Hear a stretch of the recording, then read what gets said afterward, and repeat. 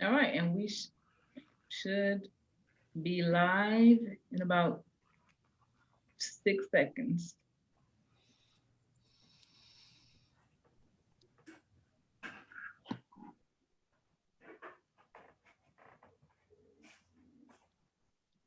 And we're there.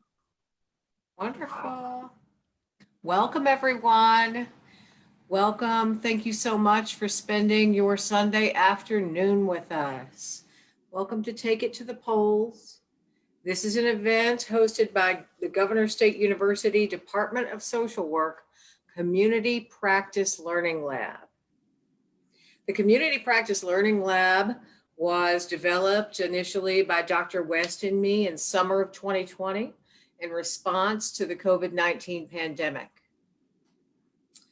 Today, the Learning Lab is a training and advocacy center that helps social work students understand how to address current community level conditions from a social work and public health perspective, to build and share knowledge associated with social work and public health in the context of COVID-19, structural racism, violence, and voter disenfranchisement. On that last point, the event today was designed to address just that, voter disenfranchisement. So we are learning about all those things while simultaneously making a difference in the community. I'm so proud of this group and privileged today to introduce Dr. Phyllis West. Dr. West is the co-director of the Learning Lab, and she also has more than 30 years of experience at the local, national, and international levels in both public health and social work. As a public health social worker, practitioner, advocate, academic, Dr. West believes deeply in the possibility of transformation, of hope, and of healing for individuals, for organizations, and communities. And this event today is evidence of all those beliefs. With that, I want to turn it to Dr. West. Thank you, Dr. Crowder. It is an honor always to work with my warrior spirit sister and to give birth to a way of doing creative social work and social justice in the Chicagoland area and in the world, right? COVID has offered us a chance to do something different. With the Community Practice Learning Lab, this is another event today, taking it to the poll.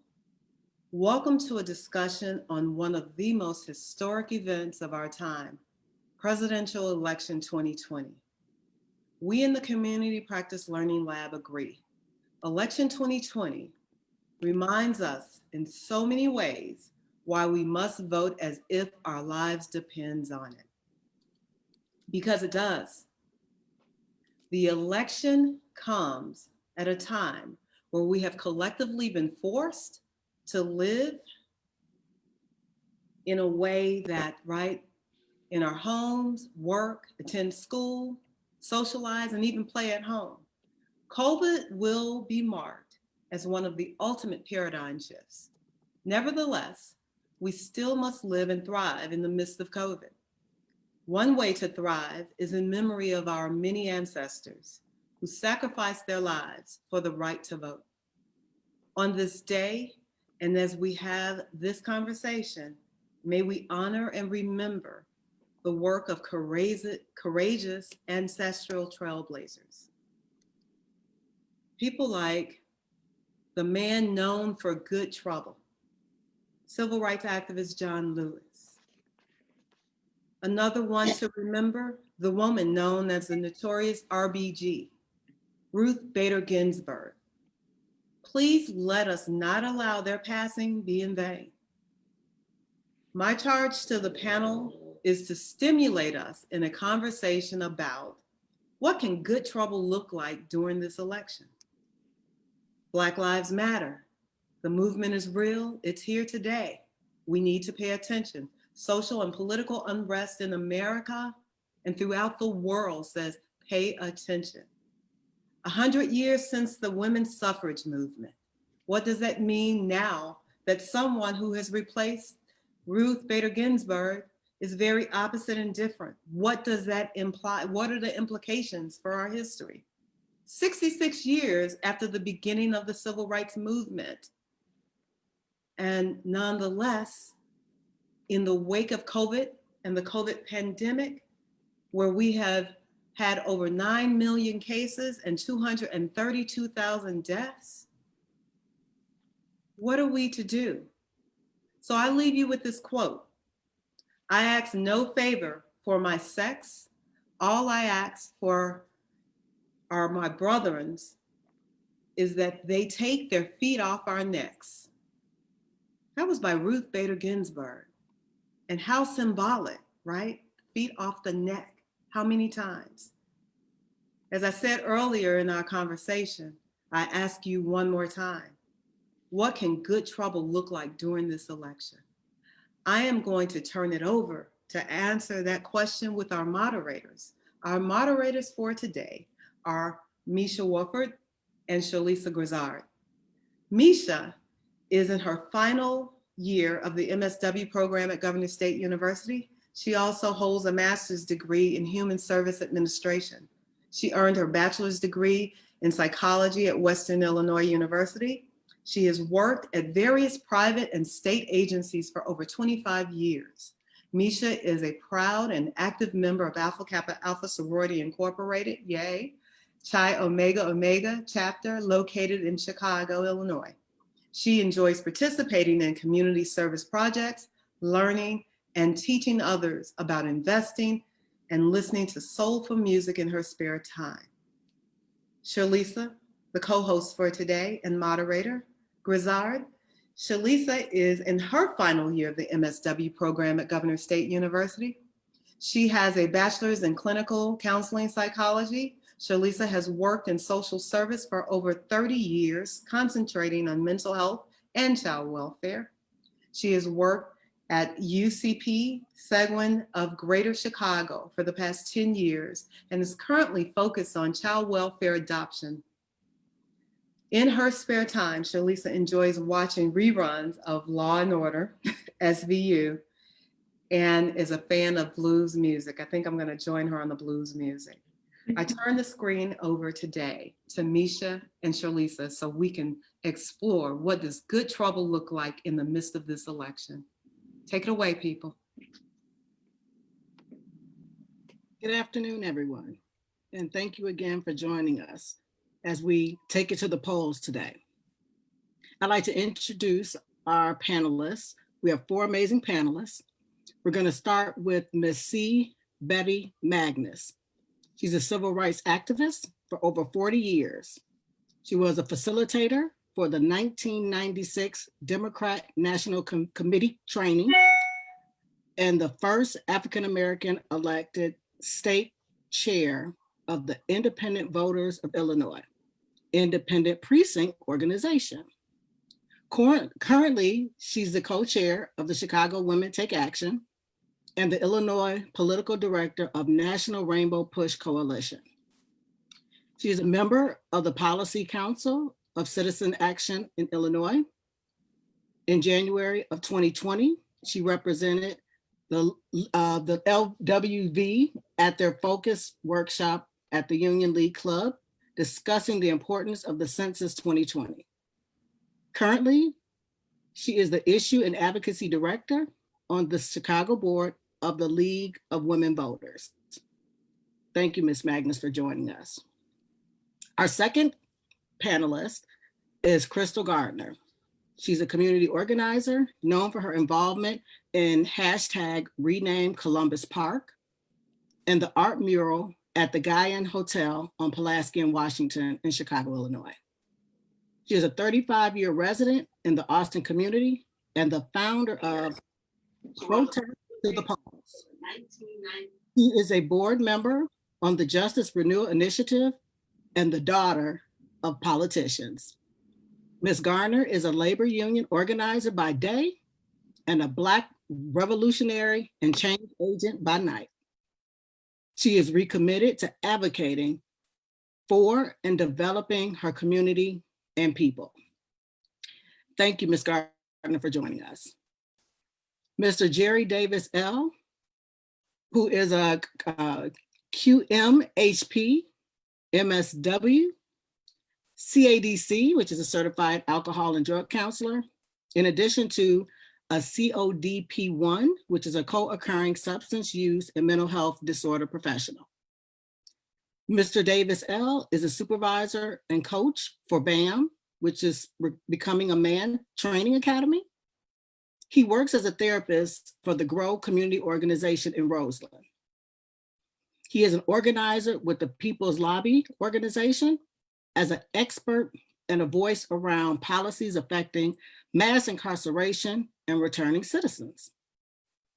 His voice has echoed throughout the state of Illinois in the rooms with political officials in Springfield, and Illinois State Attorney Kim Foxx, Cook County Board President Tony Preckwinkle, and the Cook County Southland Juvenile Justice Committee. Mr. Davis L. is a voice of returning citizens in conversations as a social worker, as an advocate, and as a formerly returning citizen. He has presented at various events across the country, including the Council of Social Work Education in Dallas, Texas, Kennedy King College, and Columbia University in partnership with the Center for Justice and a plenary panel at the New York University Silver School of Social Work. He closed for the president-elect Elizabeth Warren at the People's Presidential Forum in Des Moines, Iowa, and at the GSU Forum on Mass Incarceration, Reintegrative and Restorative Justice.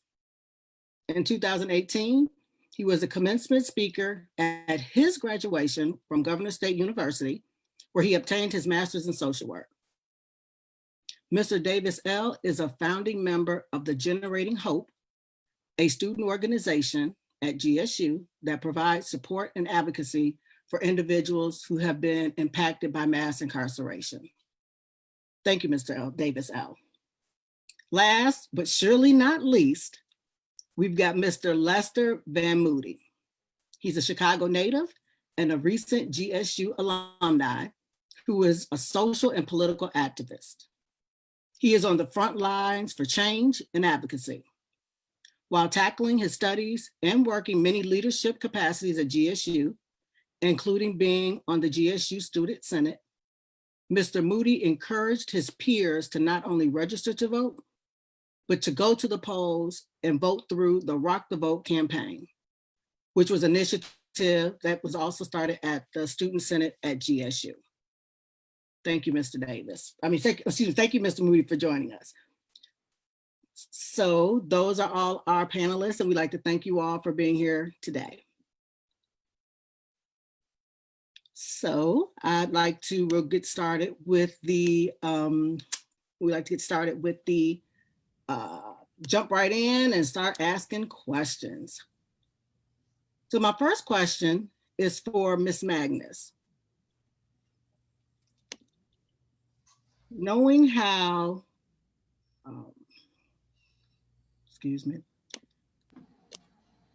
knowing how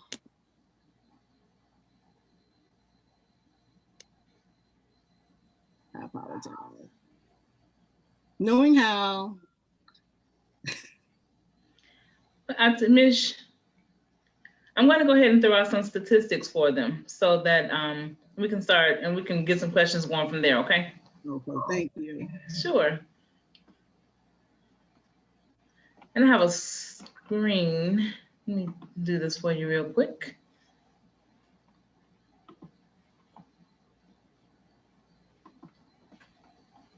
And I also have a few statistics I can give you as well. Okay. So mine are real basic, Ms. Magnus, and I'm sure yours are going to be far more intense and involved than mine. But I just wanted to show, like here on this screen, it says more voters feel that this presidential election matters more today than at any point in the last 20 years. So if you see that lighter line at the bottom, that lighter beige, kind of shows that those are the people over the last 20 years, the numbers who feel that it really doesn't matter who wins the presidential election. And that darker beige line at the top shows that there's significantly more people are feeling that this election really matters. So we want to make sure that we encourage people to get out to the polls, because it does matter who wins this election. It matters for so many reasons.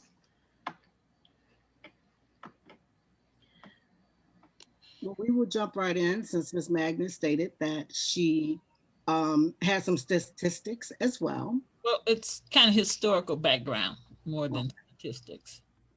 Well, what we're going to do is, Ms. Magnus, as we know, that in 1865, the Emancipation Proclamation gave African-American men the right to vote. However, the Jim Crow laws created barriers to prevent them from doing so until the 1960s.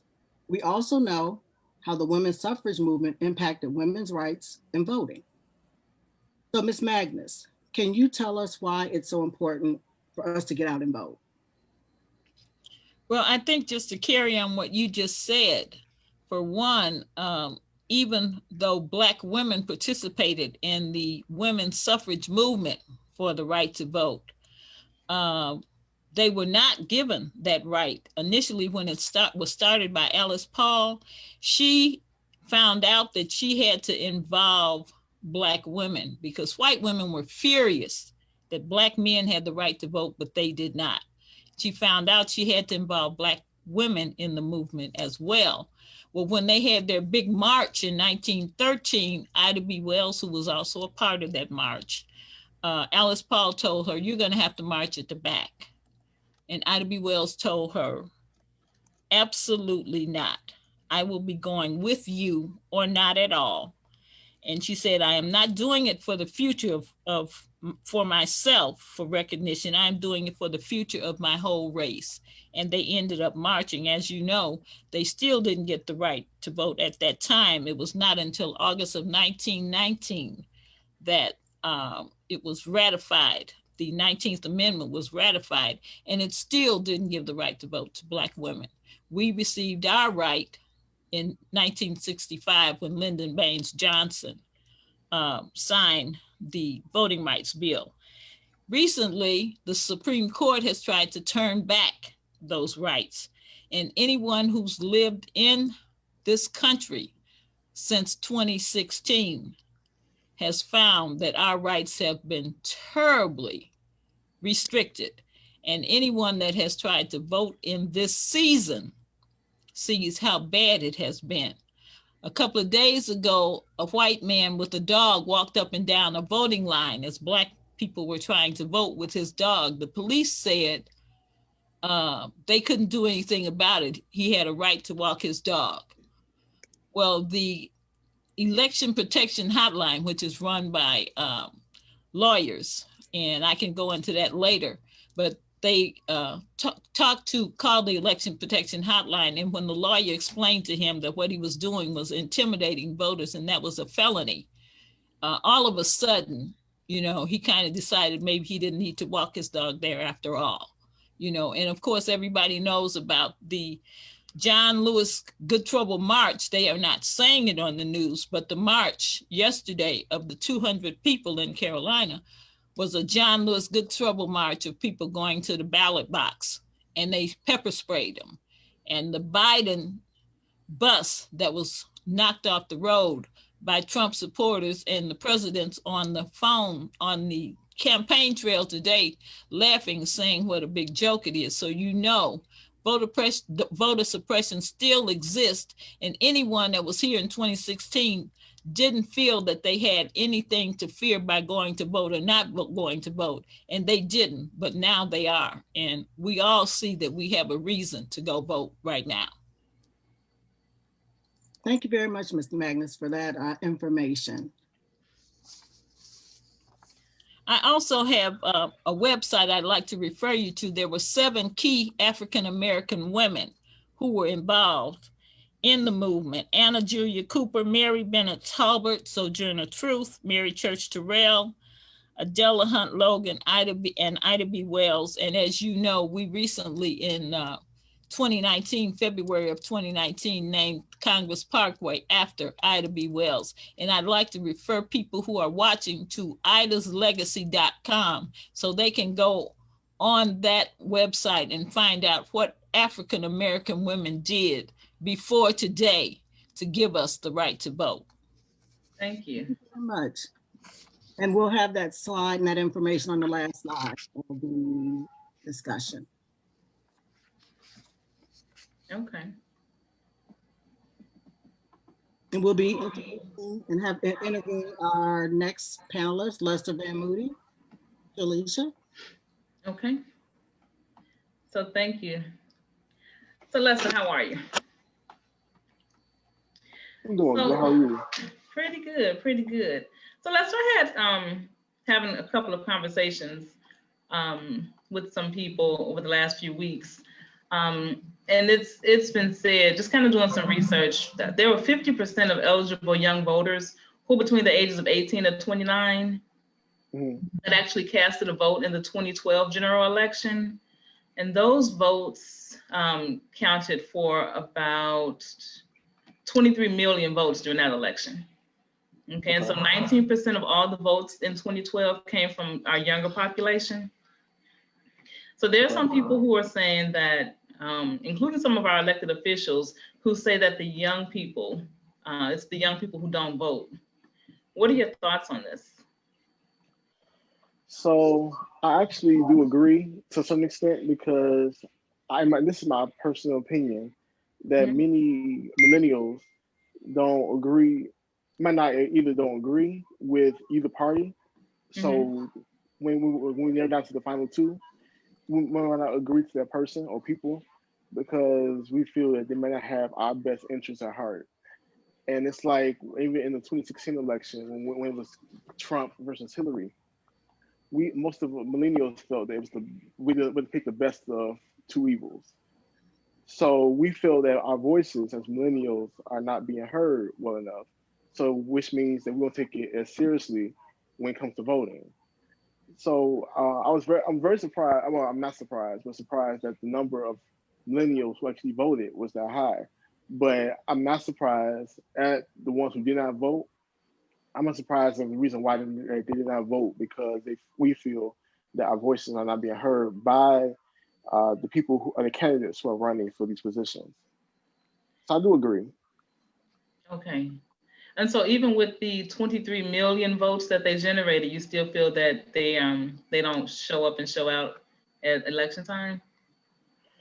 I think over time it's gotten better, but I think since the last election, I don't think in the last election we showed up as strong as we should have. Okay. If that was the case, we would not have the person we have in office. But I believe in this election, I believe that we will turn out in huge numbers at the voting polls to vote for our next president of the U.S. Yeah, there are, it's not enough. And we need to make sure that everybody knows it's not enough that you register to vote. You actually have to go and cast your vote. Over the last 30, maybe even 40 years, we've had a far greater number of registered voters than those who actually vote. And that number of people who actually vote did increase starting like in 1996. So we know that there's an older population, 65 and older, who make it to the polls religiously. What do you think we can do to get the young people more involved in voting and more encouraged? So I think that we should actually bring more of us to the table to actually hear more of our perspective. I'm not saying that our viewpoints don't get pushed to the side, because I know it doesn't. But I think to actually incorporate us when it comes to different, we call it town hall events, actually have us involved in the actual town hall events. That's what I believe that how we should get involved. I think if we feel included, then we will actually feel comfortable to actually voice our concerns. Okay. And what do you think the impact of them not voting What do you think that impact is? So the impact of them not voting is getting the results that we have now. Because I believe that if we would have voted like we supposed to 4 years ago, we would not have the results. Like I don't think if Corona would have happened like initially started, I think it would have been more controlled. And I think that would all start about our vote that we had that we would have did back in 2016. Okay. In a minute, I'm gonna toss that same question to Ms. Gardner, but Lester, you were listening to Ms. Magnus give her information. What are your thoughts about the information that she shared? So I find it very informational because pretty much most of the information that she shared I did not know. So I did find it very informational. I did learn something today just by Miss Magnus giving her information. So even down to like the women, Black women that gave contributions to society. I was aware by name. I was aware of two of them, but wasn't aware of the other lady that she talked about. So I found it very informational of what she shared, and it made me. I'm love to redo research. So she made me do more research on the different women that she talked about. Okay. Okay.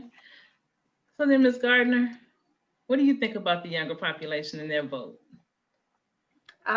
Well, thank you for having me. And yes, Betty Magnus has a wealth of information, and she is a source of just history here in Chicago and connected with voter registration and just the struggle of Black women, Black communities, and everything. So yeah, use her as a resource. And in regards to just the younger population and voting, so I think a lot of it, yeah, because I would like to associate with that population, but I'm not there anymore. So they may not have been voting, and they may have had multiple reasons as to why they chose not to vote. But I know for a fact that it wasn't just the younger population, the Gen Zs, the millennials. It was a lot of different demographics, specifically in the Black community too, that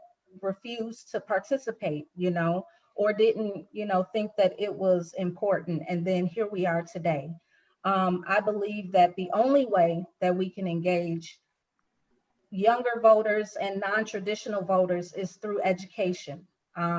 There has to be some platform where we can educate and engage non-traditional voters. And I think that, what the current administration has put in place and has done for the past 4 years, they kind of just set the scene for us to now, actively, willingly, and unapologetically get involved. It's actually cool to have a voice now because everyone else is speaking up, So I'll just go back to my initial point of like, we have to educate them first before we kind of have these expectations of civic engagement and the democratic process, because there are so many different seats and positions and laws and things that, they go over my head. So I know for a 20-year-old on the West Side who is just trying to figure out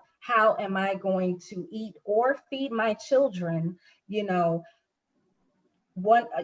voting for a judge or retention of judges is like the least of their worries. So we have to connect it to make it real and to make it relative so that they understand what they are lending their voice and their vote to. True. Well, thank you, Ms. Gardner. And as a community activist and the founder of Protest to the Polls, can you please tell us what is Protest to the Polls and what motivated you to get it started? Yes, thank you. And excuse me if I'm like looking at my notes because I got some. So Protest to the Polls is a what now, what's next movement. Unfortunately, it was inspired by the public and brazen murder of George Floyd and so many other individuals that, had come before him. And I protested, I marched and everything, but I felt like there was still a little bit more work, not a little bit, there was still way more work that needed to be done. And in the name of social justice. And so I also, as you mentioned before, and thank you for mentioning that, I organized an art mural on at the historic Guyan Hotel on Pulaski and Washington as a form of just like healing and like restoration for not only the 28th Ward residents, but also just the greater West Side and anybody that may pass through there. Because if anyone has passed through there before, you would know how much of an eyesore that building was. So I then still felt like, you know, the only way, there was still more that I needed to do. And the only way right now to collectively act and affect change is through exercising our right to vote. And, you know, they expect us to loot, they expect us to riot, they expect us to sit at home and complain, but what they don't expect us to do is vote. And so protests to the polls came from that. And we encourage residents on the west and south sides in voter registration. We encourage them to engage in voter registration, voter education, and then voter turnout.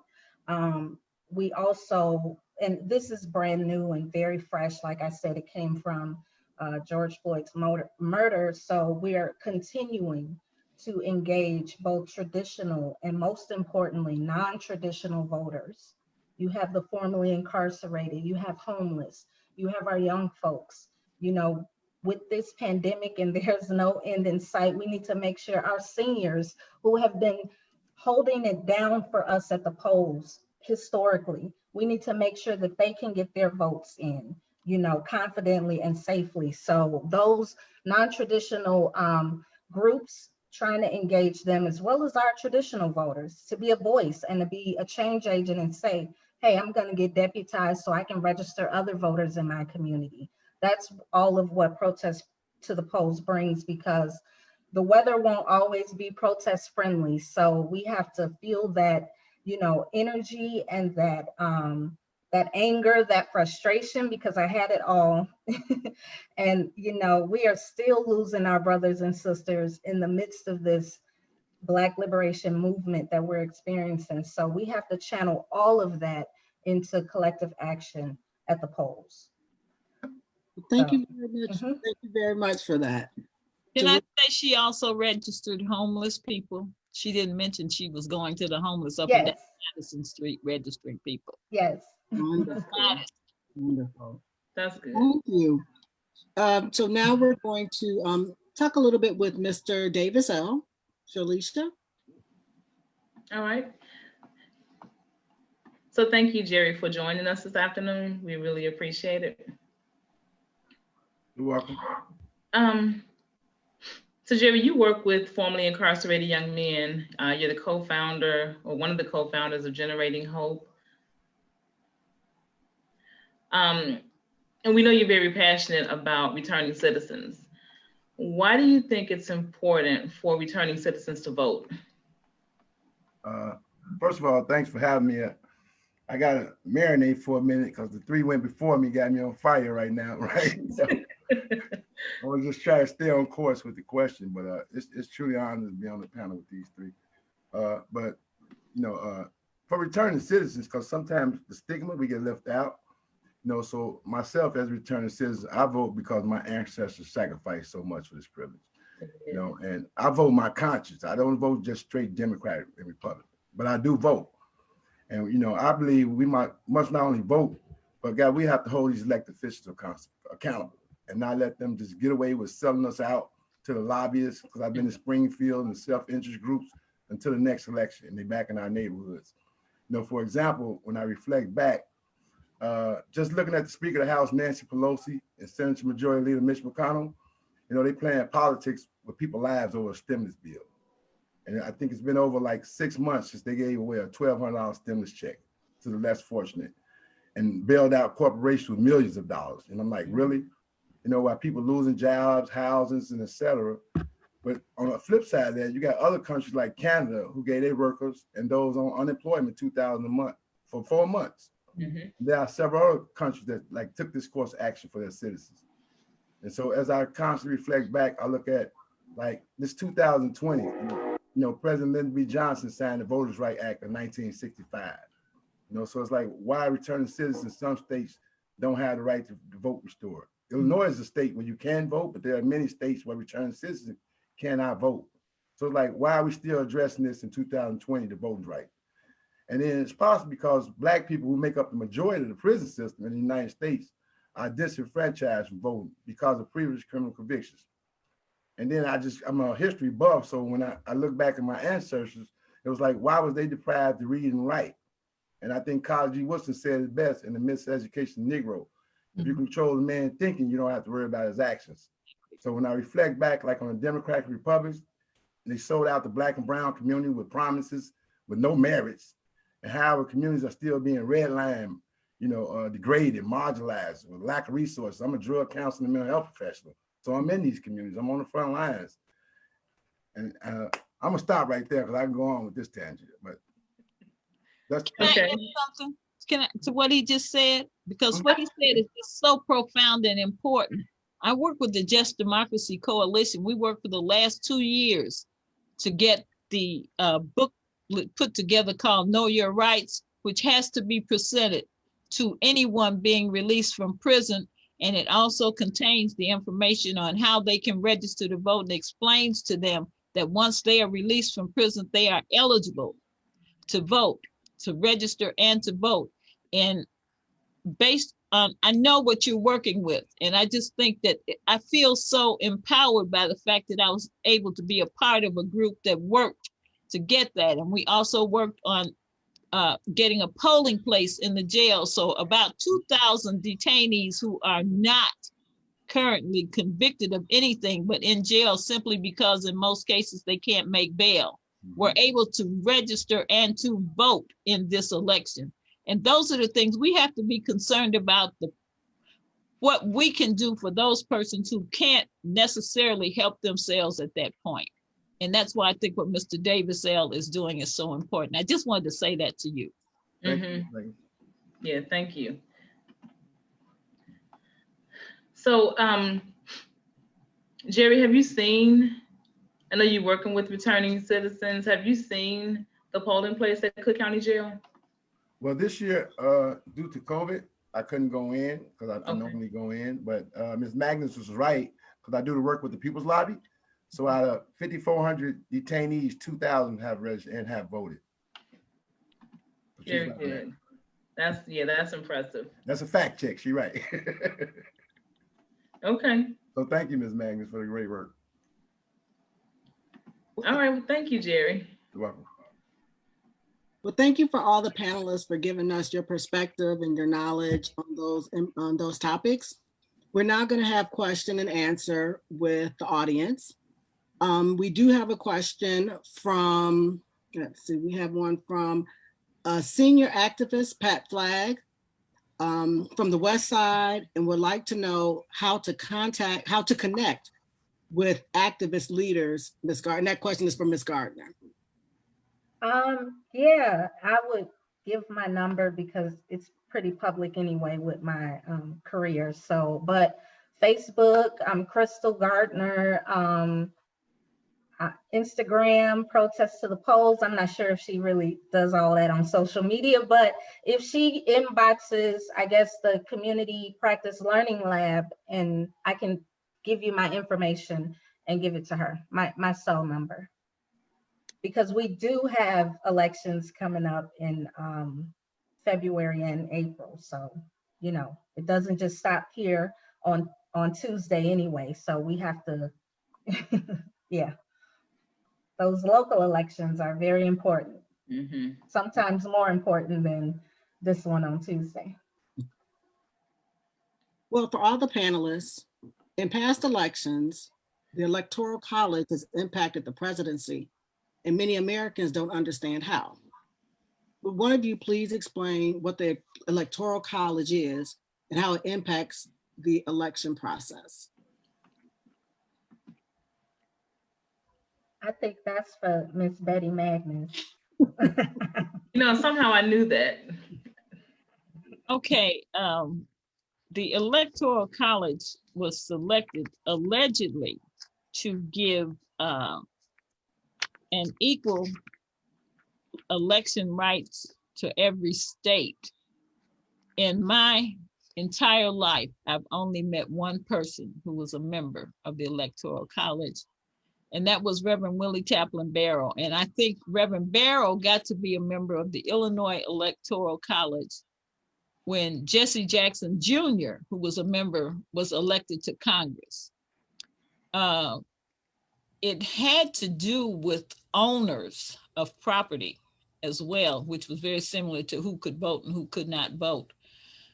I personally feel that the Electoral College right now is a waste, that it does not represent the country, and that we need to do away with it. You know, I just don't feel that it represents. Now, allegedly, the electors take the totals from a state, the voting totals from your state.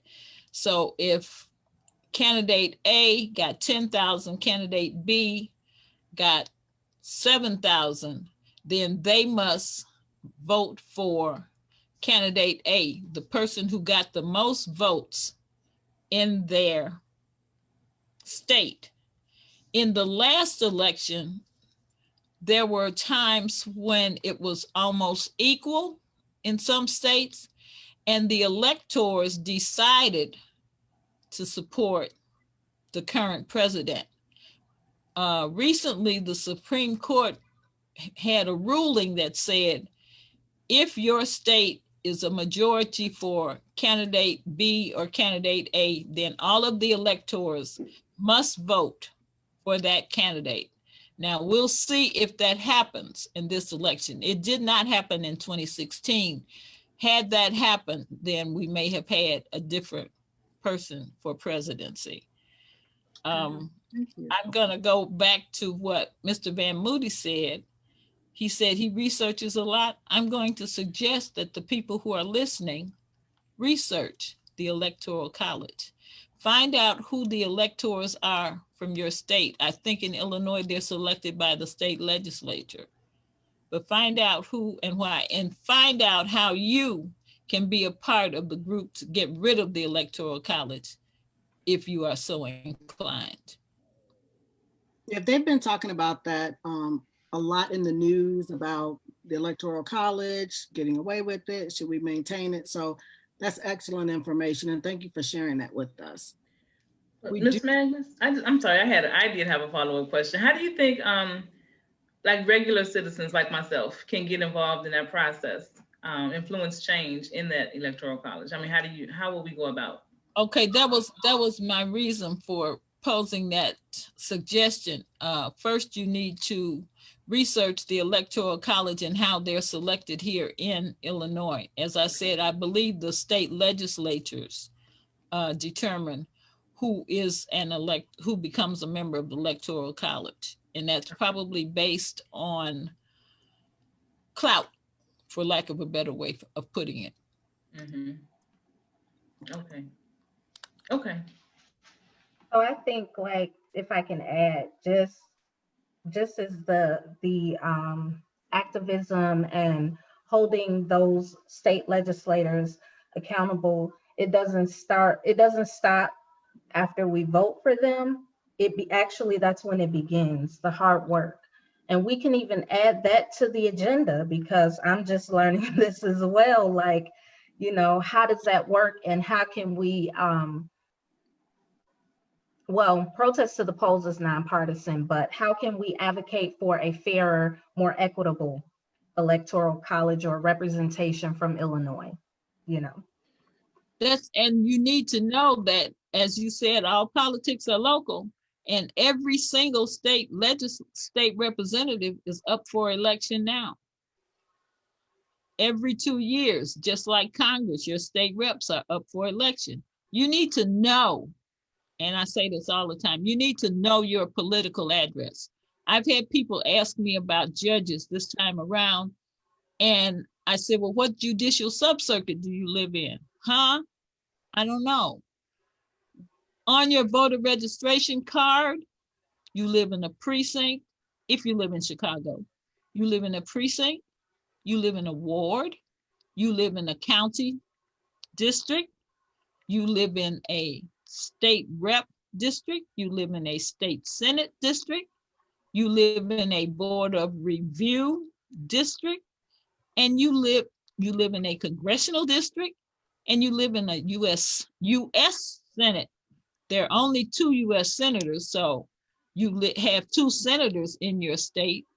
And did I say board of review? That says BOR on your voter registration card.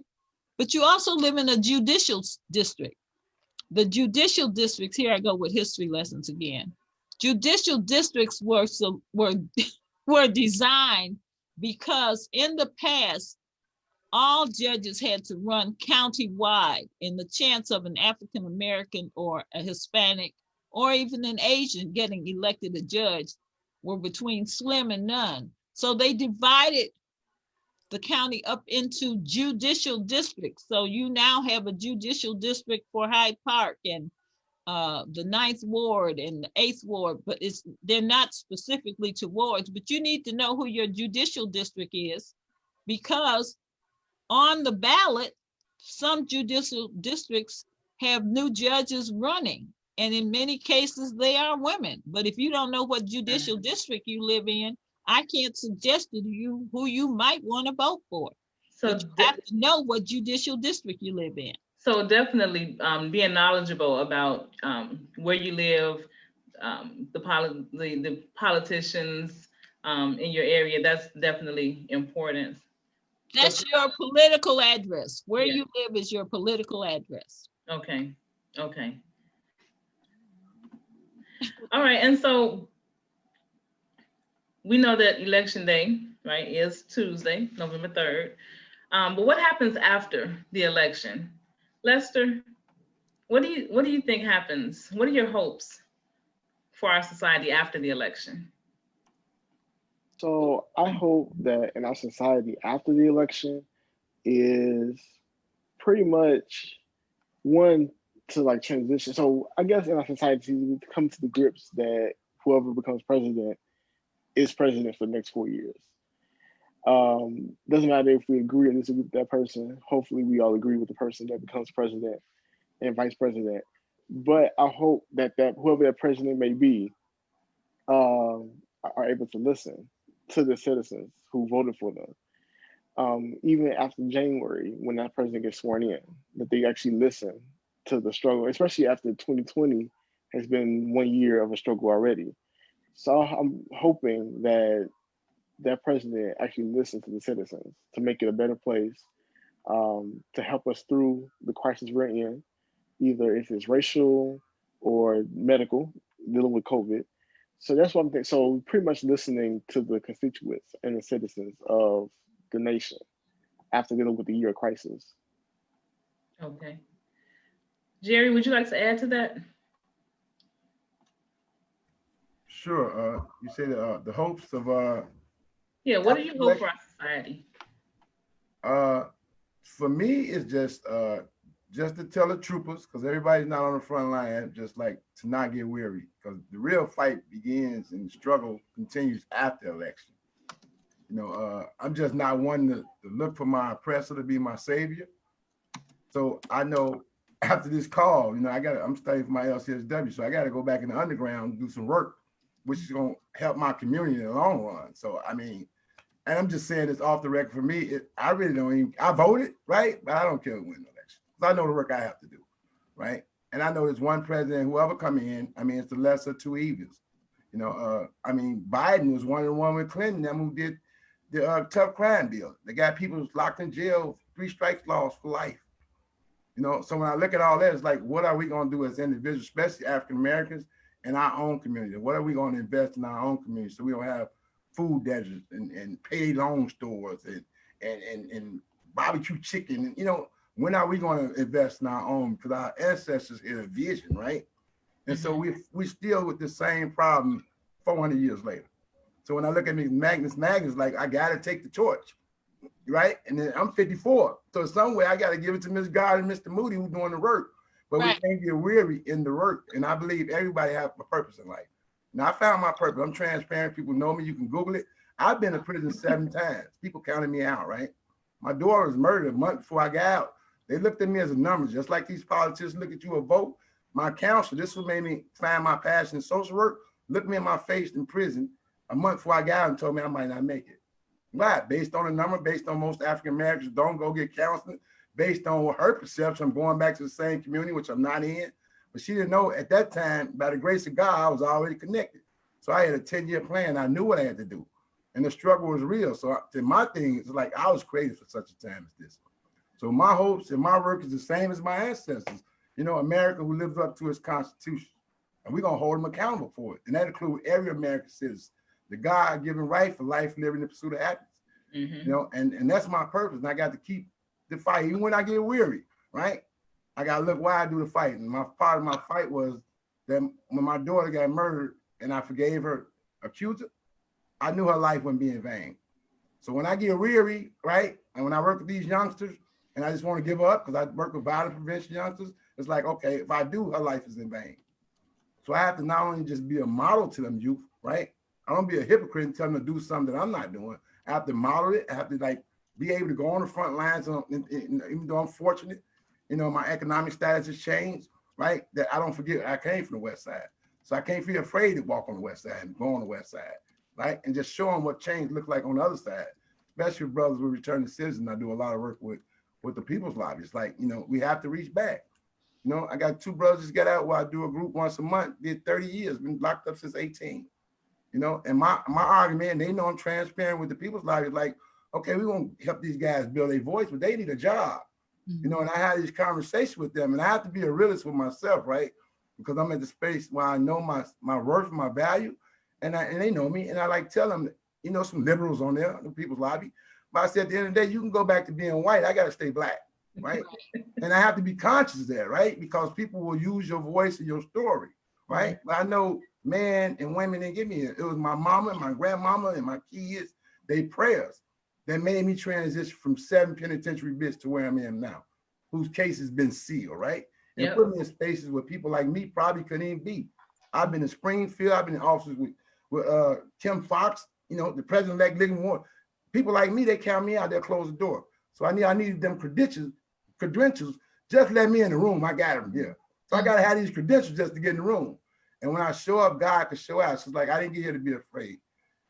With that, I'm gonna stop because I like with this, I can go on. That's enough. Thanks. Well, I don't think it doesn't stop after Tuesday. I would hope that the protests would not stop after Tuesday. I want people to keep marching for George Floyd and keep saying Breonna Taylor's name, keep marching and keep going. It does not stop. And even though the election is the 3rd, the people who are in power now will still be in power until January 20th. And there are a lot of things they can do unless we keep marching and keep protesting in the street. And then they're gonna say, well, hey, wait a minute now. You know, they ain't stopped. They still looking at us. They're still trying to figure out what's up. You know, and that will also show the ones who are elected. Well, wait a minute, they just not stopping. You know, they're not stopping. And before we go, I have to say, I saw the election protection hotline number put in the chat box. There was a young man, and I'm glad you brought it up, who called me because he went to vote and had on a Biden mask. They let him get all the way to the booth and told him, no, you cannot vote. They never should have let him get that far. When he walked in the polling place, they should have said, take your mask off and turn it over, or we'll give you a new mask. That's electioneering. He said, but I have a right to vote. He said, they called the police on him. They told him, if you don't leave, we're going to call the police. So he left. He said to me, I'm a felon. I'm also a big Black man. If the police I had waited for the police, I could have gone to jail. And I told him to call the election protection hotline. I'm raising that because he said I called them and they told me to go back. But I also work with Transformative Justice Coalition. And there is a group called Clergy to the Polls is the website. On election day, there are going to be ministers in their robes, rabbis, imams, priests, you name it, Buddhists, they'll be out in their robes. Election Protection is made up of Transformative Justice Coalition, Lawyers for Civil Rights, the National Bar Association. They have thousands of lawyers that are going to be out in black shirts that say Election Protection. The phone number is 866 our vote, 866-687-8683. They are going to be there. So if you have a problem in the polls, do not leave the polls. Take out your cell phone and call the Election Protection Hotline. They are there to protect you and to protect your right. They are nonpartisan. They're not Democrats. They're not Republicans. They are lawyers volunteering on election day to make sure you get your right. Bishop Grant from Rainbow Push talked with the gentleman because I was so upset because he told me that's why young people don't vote, because they don't get any help. Bishop Grant got back with him. He was able to vote because they told him he had cast his vote. He had not. But he needed a lawyer who knew that could tell them, you have to let him vote. His vote has not been cast. We have to stand up for ourselves, and we have to refuse to not be allowed to vote on election day. Whatever you do, if you're in the polling place, do not leave. Call Election Protection Hotline. I promise you someone will be there to help you. Someone will answer your call. And I just get so upset, when I was just upset because he said they weren't going to let him vote, but he did vote, and I'm happy about it. And I just want everybody who's listening to me, just refuse to do not let them not let you vote. Refuse to be denied your right to vote. It's just so important. And I don't even know why I brought that up, so I need to stop talking now because I went all the way to a whole nother place. Sorry. Oh, there's the number on the screen, clergytothe-polls.com. And if your minister wants something to do, have him go go to their website and sign up to be a part on election day of Clergy to the Polls. Thank you. Thank you. Sorry. No need to apologize. This is excellent information that many of us don't know. And we would not have known if we hadn't had your expertise, your knowledge, and all your wisdom to share with us today. So thank you.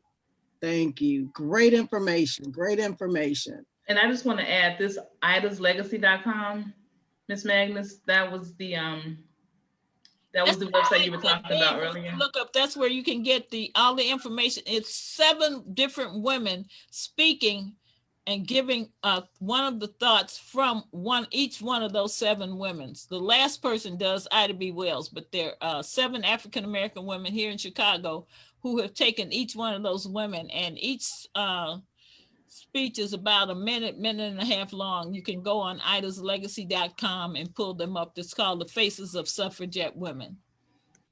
Thank you. Mm-hmm. Okay. Well, it does look like we have another question from the audience. How can the normal American keep the fight or the fire going after Tuesday? You want Big Mouth to answer? Well, we'll start with Van with the millennials. What is it that the millennials can do? So what was the question again?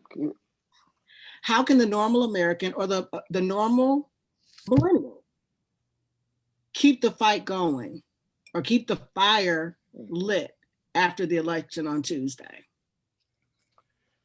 That's a good question. So I would just say for normal millennials to keep fighting, I would say just keep advocating. Be an advocate. Like they can start. Well, we can start by just advocating for that's the vote. It's like, we have the right to vote.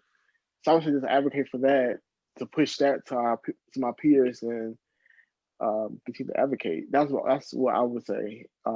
Or if there's anything like I know that sometimes like now we have like making fun, like voting fun. So sometimes people have like concerts, which make it the initiative to vote. So pretty much do anything that anything that's captivating our attention, like musically wise, to make us to vote, to have something that we have the right to do. So that would be my answer for that particular thing. Okay. All right, and so Jerry, this may be for you or anyone who can respond, but someone is asking what happens or what would it look like, Jerry, if all returning citizens voted?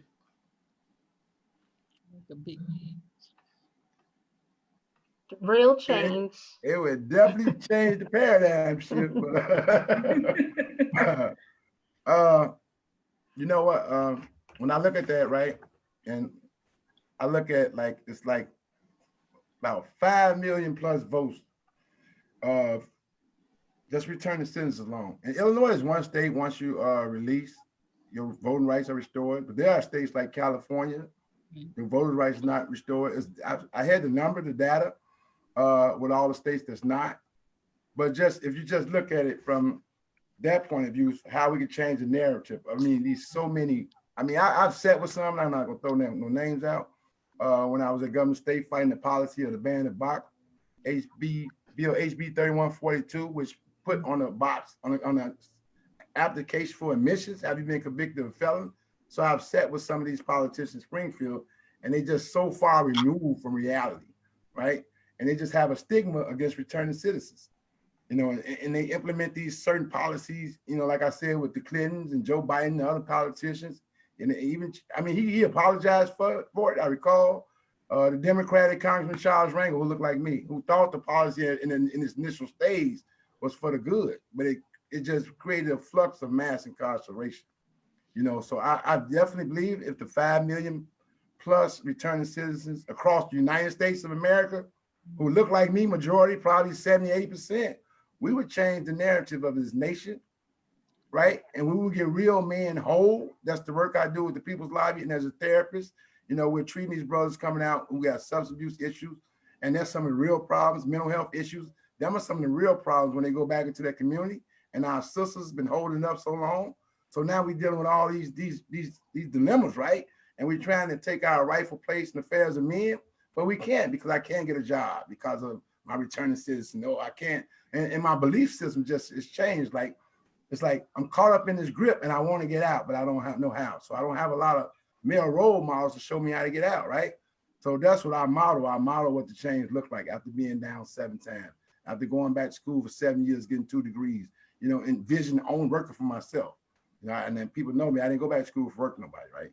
I mean, but I'm getting the experience I need to work for myself. And that's when I'm going back in the lab. So when I come out, it'll manifest, but I'm just saying, and I've met so many powerful brothers, not just in Illinois, in New York City and other states, like just give them the chance. We just give them the chance. So it's gotta be a reason why they want to oppress us and suppress us, right? And keep us destroying our own communities, right? And keep us from voting. It's a reason for that. I guarantee you, because that's the way we keep our communities looking the way they're looking. And that's where you get the violence in our communities, right? Because you got, I mean, as a BAM counselor, I worked in Thornton High School with Harvey. So you got a lot of young brothers in school who grew up with no fathers, no uncles, right? So they don't know what a man looks like. And then you have men who come in their lives and not consistent, right? So they take these same behaviors back into the community. So we're perpetuating the same thing as slavery over and over and over, right? The slavery mindset. So we got some work to do. On the ballot in Bronzeville, for those people who go to vote in Bronzeville, at the bottom of your ballot after the judges, there are 2 questions asking, do you want mental health facilities in your area? Don't skip that part. Go all the way down to vote for the judges. And then the next thing under there are some questions for the whole city about banning assault weapons. If you don't go to the whole ballot, through the whole ballot, you don't see it. Mental health facilities are needed in Bronzeville. On the west side too. They're on the 29th Ward ballot as well. So I'm assuming That's what I'm website saying. as You well. have to look at the whole ballot. Don't go in there in a hurry to come out. Because if you voted already, you skipped that Mhm. and you missed it. You had an opportunity to say we don't want these assault weapons available willy-nilly, and you had an opportunity to say in Bronzeville and on the west side, there are a number of areas that have those referendums on the ballot to put mental health institutes in our community. You have to read the whole ballot. Yeah. I agree. So there's a question from the community, from our viewers, that says, myth or truth that most formerly incarcerated citizens are among the best informed and politically astute folks in our country. That's true. That's definitely true. I've been in jail with brothers who don't have law degrees and know that law library back and forth and got people released. We was talking about mass incarceration in the early 90s and late 80s before it became a buzzword of today. And we saw it, but we didn't have a voice. Who believes you? Because the stigma was you've been in jail, get your life back and all, but we was having these conversations. You have some brothers it's not just going to lift weights like they play in society. You go in there and get free exercise in the gym and 3 meals. No, you have some brothers that have some real intellectual conversations, right? And have some real solutions to our dilemmas today. I would like to add to that that is truth, because they are experiencing this unjust system firsthand. So if they are not experts in not only the intricacies of the system that was not built to vindicate or abdicate any Black American, but they're dealing with it. They're going through that system. They have been sat down unjustly, and some have, been guilty of the crimes or whatever, but they have that time to do the research. So they are the most politically informed, if for no other reason than they have experienced that system, which we have all agreed to, that it was not built to or for the advancement of Black and brown communities. So I'm gonna stop right there. Go ahead.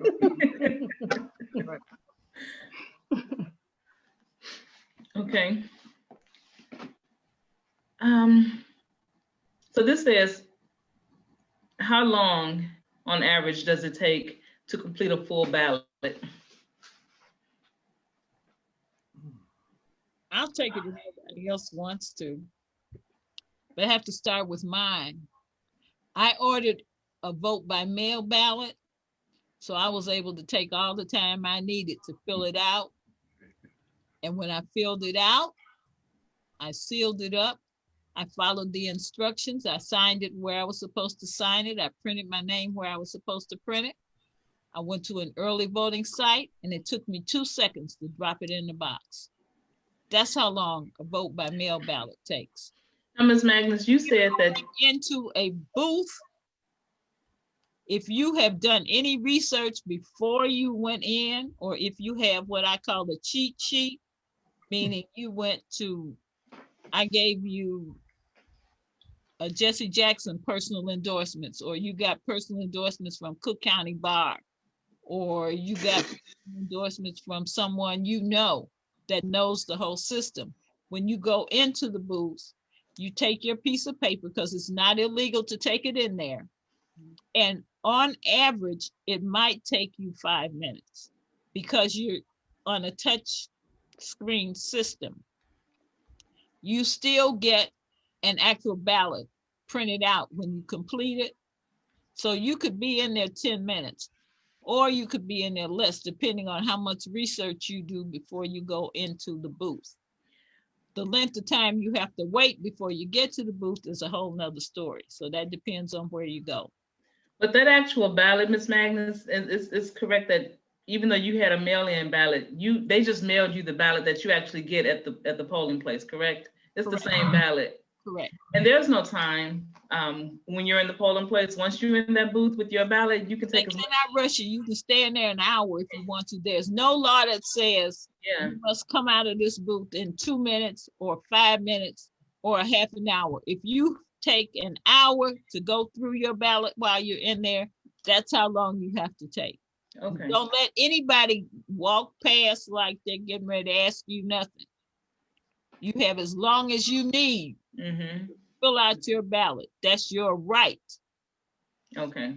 And then to piggyback on that, to my understanding, if you do have a mail-in ballot, and now because the election is less than 48 hours away, it's suggested that you take that ballot with you to the polling place. Okay, here's the thing. Okay. Do not put it in the mailbox. At this point, no. Yes. Do not. No, a week ago, you shouldn't have put it in the mailbox. The mailbox is unbelievable. You should not have put it in the mailbox. But let's just say you decide, I want to vote in person. So take your ballot with you.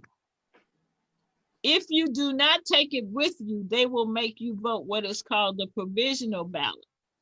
Reason being, the records will show that they mailed you a ballot. Now, if you take it with you, they'll say, okay, give me that ballot. And they spoil it in the system, and you go in a booth and you vote. But if you don't have that ballot and the record shows that they sent you one, they will then make you vote provisionally. What happens with the provisional ballot is they are not counted when they count all the rest of the ballots at the end of the night, because the provisional ballot will be held until all of the ballots are counted at the Board of Election on election night, because they have to make sure you didn't just take it and send it in and try to vote twice.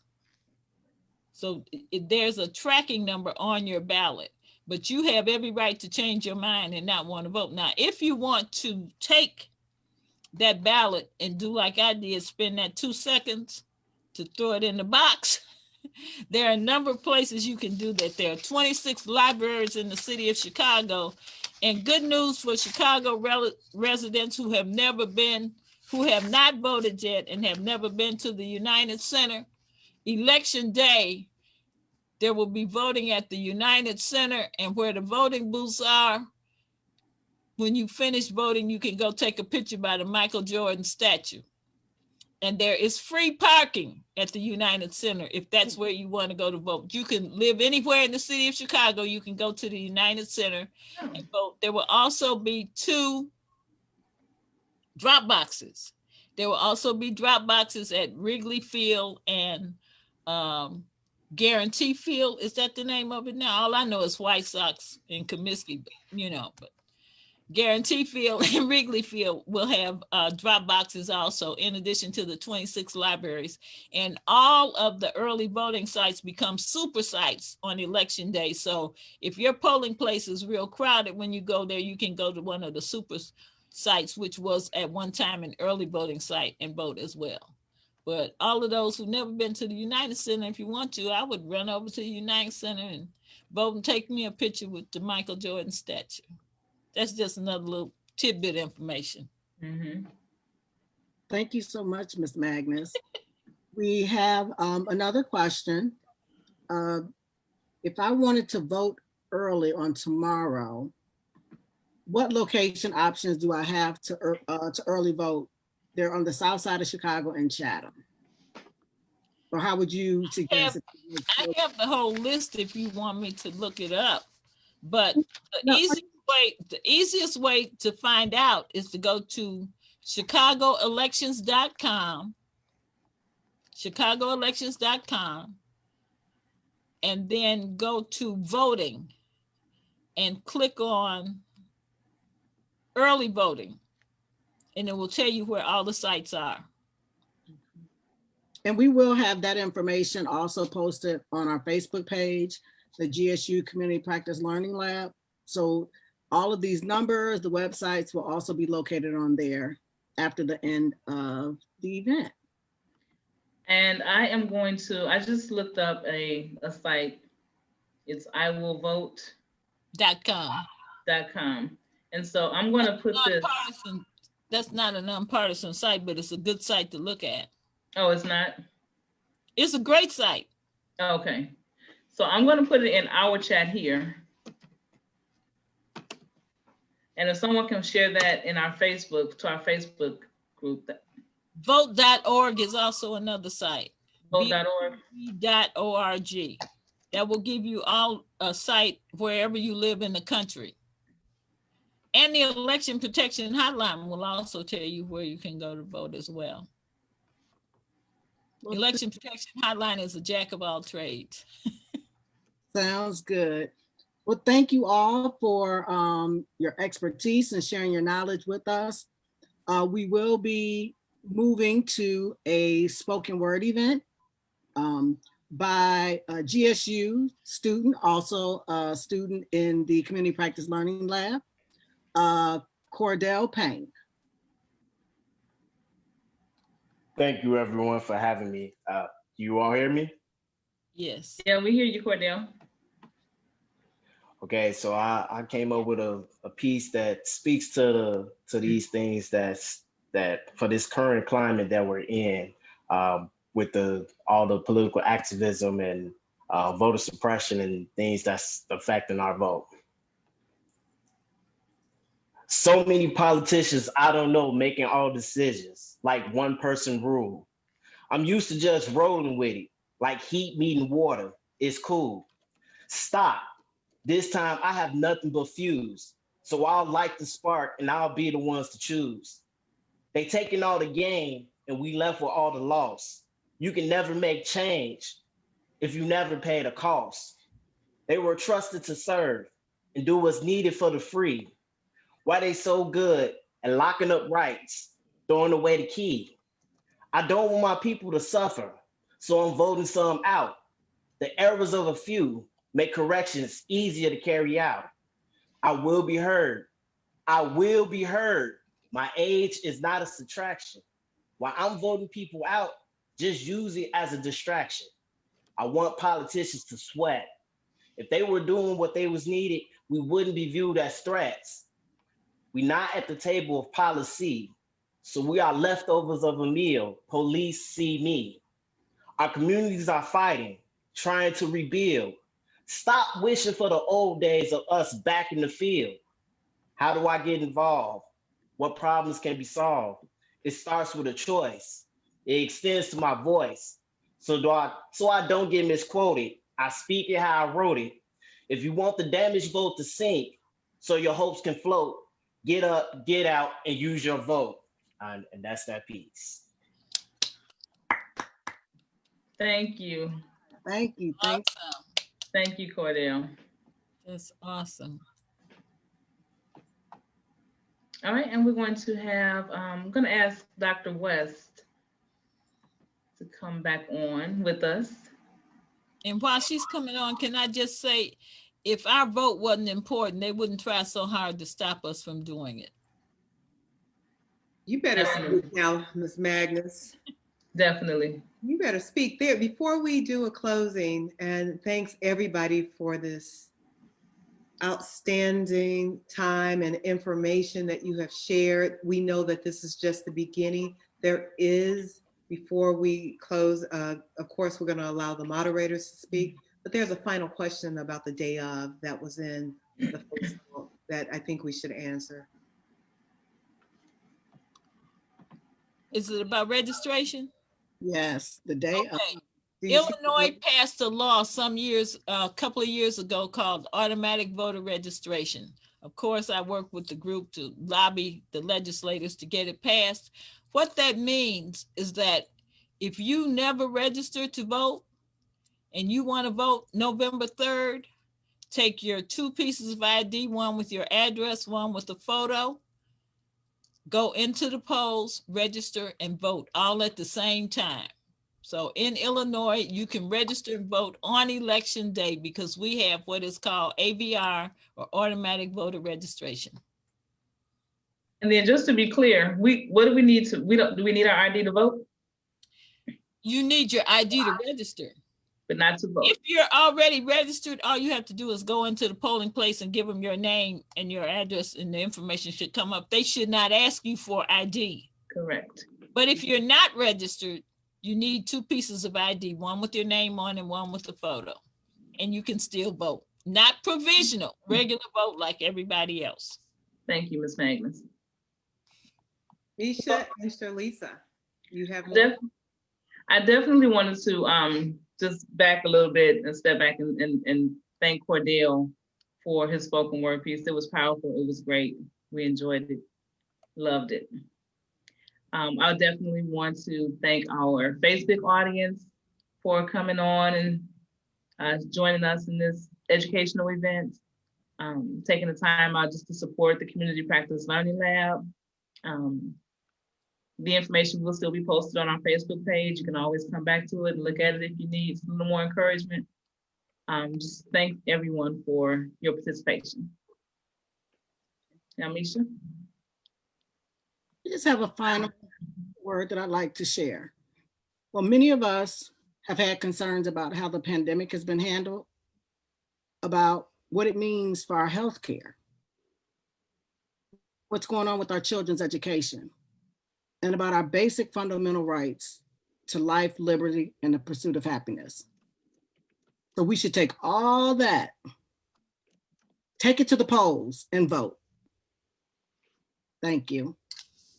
Beautiful. Before we get off Facebook Live, just want to thank the GSU family for joining us. Thank all of our friends and our families and loved ones all over the United States and abroad who joined us today. And let you know that this is the Governor State University's Department of Social Work Community Practice Learning Lab. This is how we learn. There's joy in learning and education, and we believe that you learn through action. What better way to train social workers? We want to thank Jerry Davis-El, Crystal Gardner, Van Moody, and Mama Magnus for joining us today. You all are, remember, you are part of the GSU family. We will be calling upon you to help us even further as we educate our community. So know that this is just the beginning. Thank you, thank you, thank you. And keep the questions coming because that is still a part of the Community Practice Learning Lab. They still have work to do. They will answer your questions. Thank you. Thank you. Bye, Facebook. Bye-bye. Thanks, everyone. All right. Thanks, everyone. Speakers, Take please care. stay on Zoom. Okay. We got to get Crystal back on here. Did we lose Crystal? Yeah, we lost Crystal. Misha, can you text her? I'm going to, Get us off Facebook. yeah, get us off Facebook.